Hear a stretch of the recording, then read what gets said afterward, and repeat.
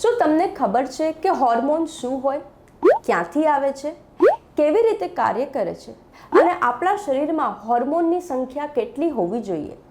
અને અગર આ સંખ્યા બરાબર ન હોય અને હોર્મોનમાં અગર ગડબડ હોય તો કઈ કઈ બીમારીઓ આવી શકે છે? અગર નહીં તો ચલીએ આપણે આજના આ વિડીયોમાં હોર્મોન વિશે એ બધી બહુ જ મહત્વપૂર્ણની માહિતીઓ મેળવીએ. નમસ્તે દર્શકો, મારું નામ છે ડૉક્ટર તાનવી મયુર પટેલ. હું એક એન્ડોક્રાઇનોલોજિસ્ટ એટલે કે હોર્મોન નિષ્ણાત ડૉક્ટર છું મુંબઈથી. હોર્મોન ડૉક્ટર હોવાની વજહથી ઘણા બધા લોકો મને સવાલ પૂછે કે ડૉક્ટર હોર્મોન એટલે શું?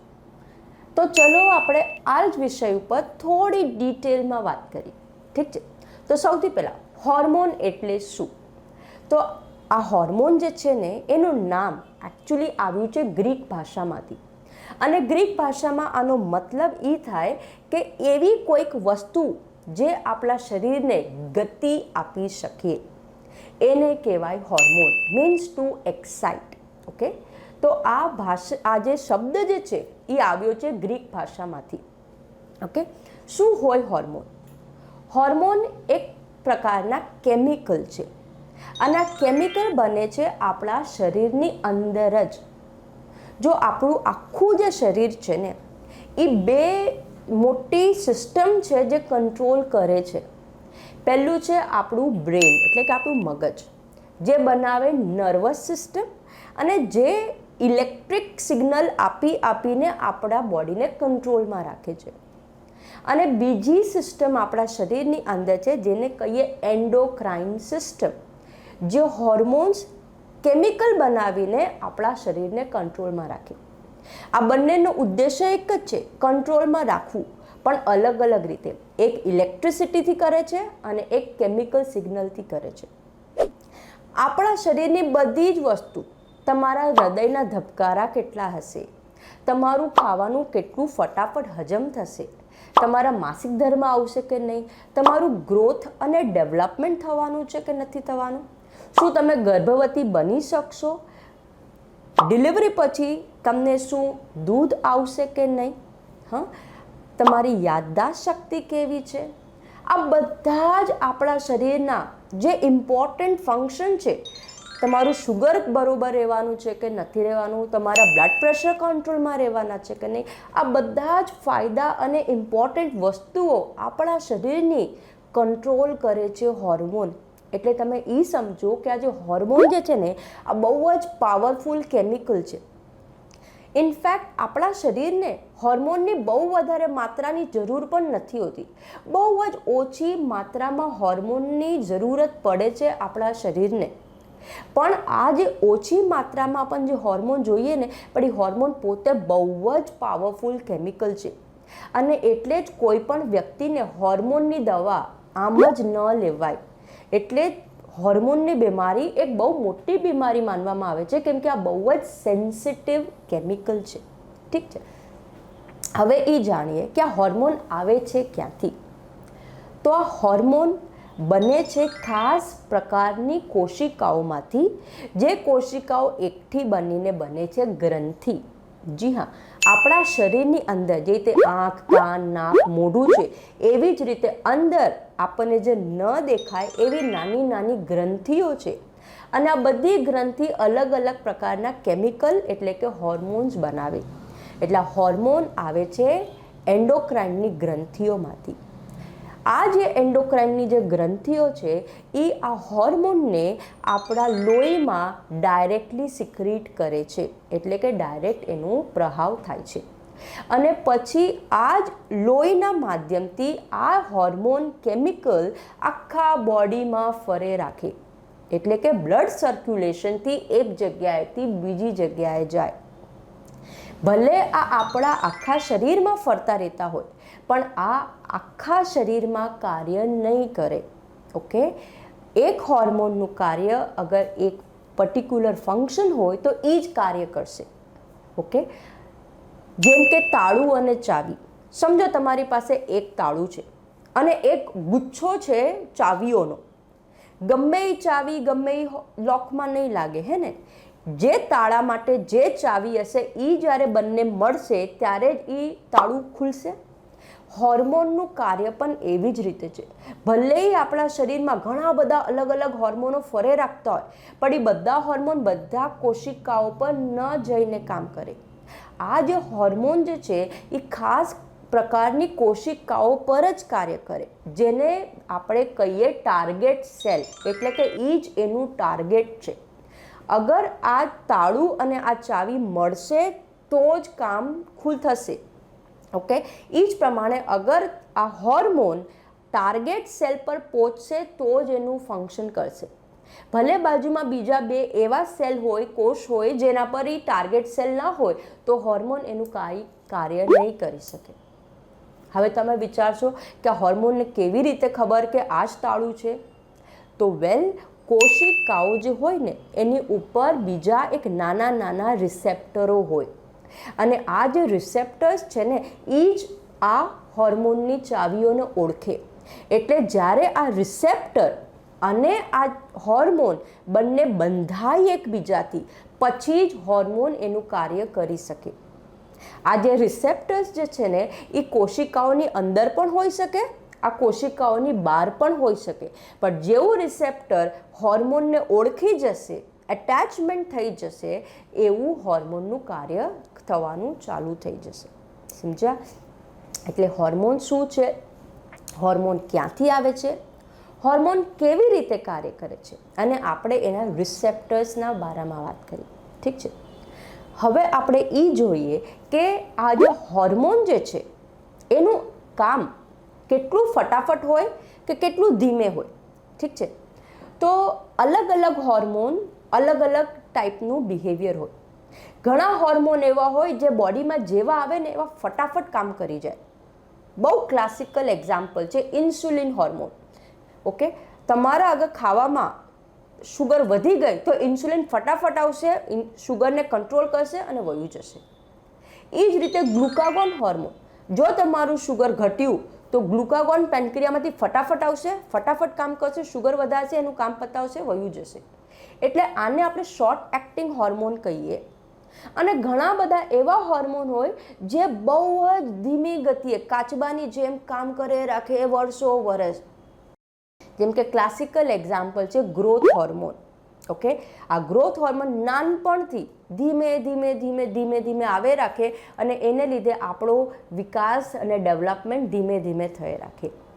એટલે હોર્મોન કામ ફટાફટ કરે કાં તો કામ સ્લો કરે, એ ડિપેન્ડ કરે હોર્મોનની કઈ ટાઈપની પ્રવૃત્તિ છે એનાથી. ઓકે, ઘણી વખતે લોકો પૂછે કે આપણા હોર્મોનની આપણે ટેસ્ટ કેવી રીતે કરી શકાય? તો જો હોર્મોનની જે ટેસ્ટિંગ જે છે ને એ બહુ જ ઇમ્પોર્ટન્ટ છે, કેમ કે આ કોઈ સાદી ટેસ્ટો નથી. અને એને લીધે જ તમે જ્યારે હોર્મોનની તપાસણી કરાવો તો સારી લેબોરેટરીની પસંદ કરવી પણ બહુ જ જરૂરી છે. કેમ કે આ હોર્મોન બહુ ઓછી માત્રામાં હોય છે, એટલા માટે જ આ જે ટેસ્ટિંગ જે છે ને એની સેન્સિટિવિટી અને સ્પેસિફિસિટી, આ બંને વસ્તુ બહુ જ ધ્યાનમાં રાખવી જરૂરી છે. હોર્મોનની તપાસણી તમે લોહીથી પણ થાય, અમુક હોર્મોન આપણે પેશાબમાં કરી શકાય, અમુક હોર્મોન આપણે મોઢાની લાળ હોય એનાથી પણ ટેસ્ટિંગ થાય.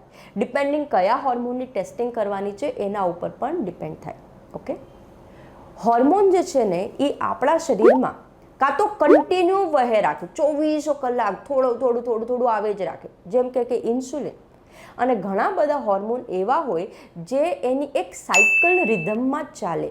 ઓકે, અમુક ટાઈમ થાય એટલે હોર્મોન સિક્રેટ થાય, પાછું બંધ થાય, અમુક ટાઈમ થાય પાછું સિક્રેટ થાય. એટલે આને રિધમિક સર્ક્યુલેશન અથવા રિધમિક સિક્રેશન જેને કહીએ એ પણ થઈ શકે. તો એ ડિપેન્ડ કરે છે.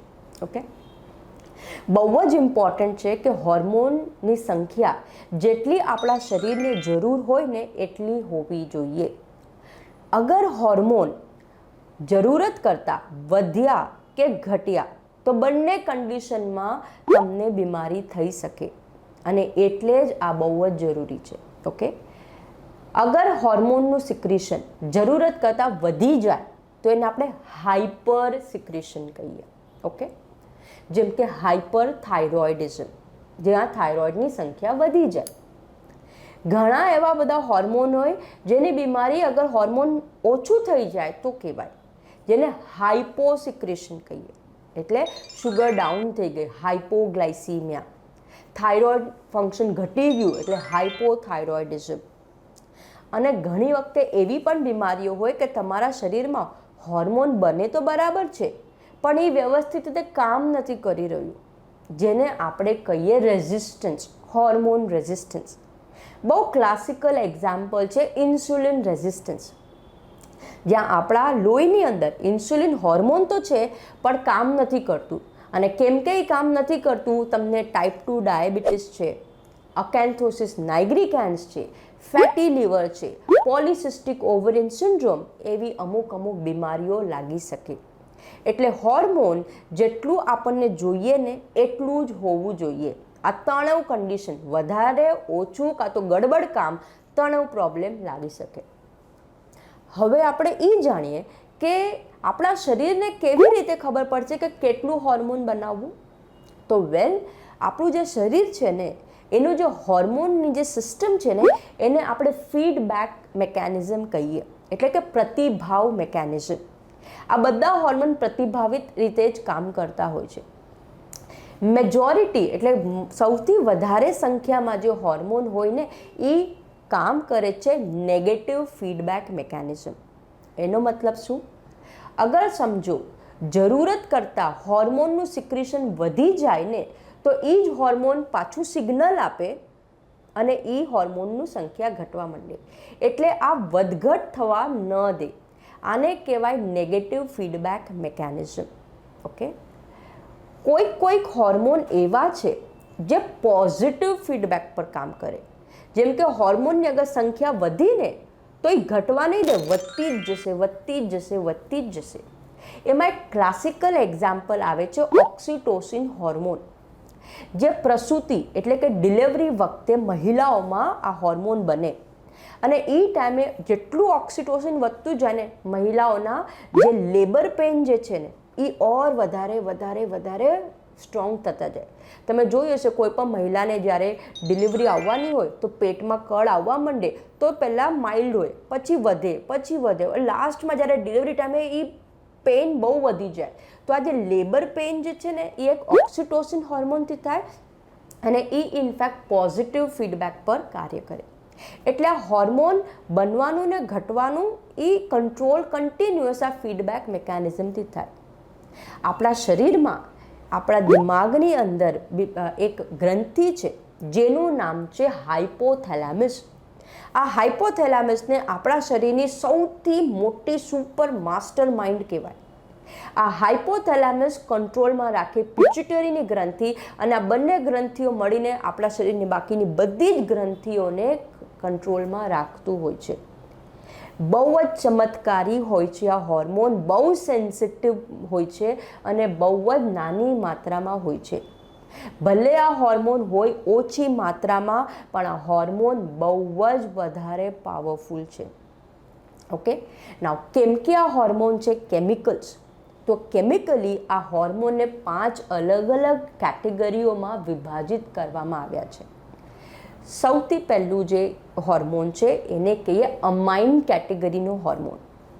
તો આપણા દિમાગમાંથી આવે છે ડોપામાઇન હોર્મોન, આપણી એડ્રિનલની ગ્રંથિમાંથી આવે એપિનેફ્રિન, નોર એપિનેફ્રિન.